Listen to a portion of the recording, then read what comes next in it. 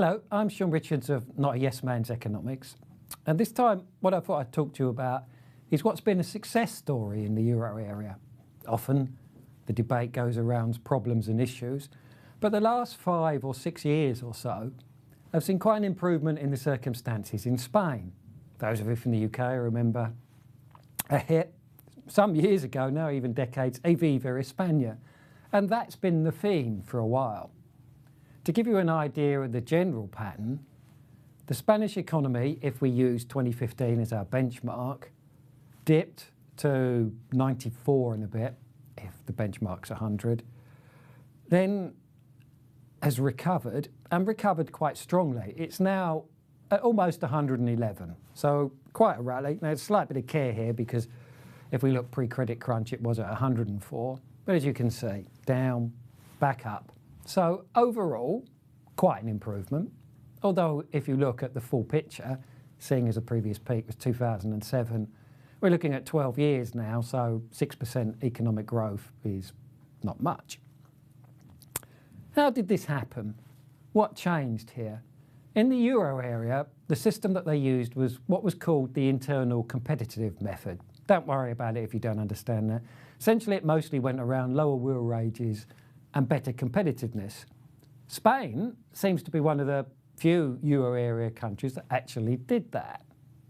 Now, it finds itself in a lot stronger position because we saw annual economic growth for a while go over 4%. That was the peak, but we had a few readings over 3%. Now, things slowing down everywhere, it's come back to 2%. But even so, that's a strength, because if we look around the euro area right now, then the actual rate of economic growth as an average is a bit over 1%. And of course, Germany has shown signs of shrinking. So Spain, if you like, has been something of a bulwark against that. In fact, currently, Spain and France are a kind of economic strength for the area because they're the second and fourth largest economy respectively. That area, sort of towards the Iberian Peninsula, is pulling the numbers higher, keeping things going. However, of course, at the minute, times are getting a bit harder. We've seen this with even the Spanish rate of economic growth halving from above 4% to now 2%. So what are the areas of worry? Well, for example, consumer credit is going at a rate of 12%. Here's a little oddity for you. Although there are differences, there are quite a lot of similarities at times between cycles in the Spanish and UK economy. So consumer credit worries are a familiar problem. Whilst on the one hand, central bankers will like it, house prices have been pushing higher. Since 2015, as an average, they've gone up by about a quarter. Some places more, some places yes. Particularly Madrid seems to have been the runner. But you see, while central bankers like that, as they'll talk about wealth effects, and that will have fed into the GDP numbers, of course, that has echoes of the problem in the past.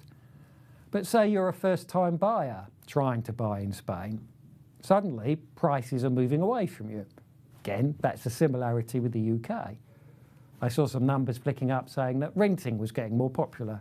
Well, that's hardly a surprise when you look at house prices moving like that. So it is something of a poison chalice in a way, in my opinion, although central bankers like it, helps the GDP numbers. From the ordinary person, things are more difficult. But the actual real positive here, as we look at the picture and what we've seen, and here's an irony, because the IMF wasn't involved in this, but Spain's trade position improved quite considerably, got more competitive, employment's risen, and unemployment's fallen back. Thank you.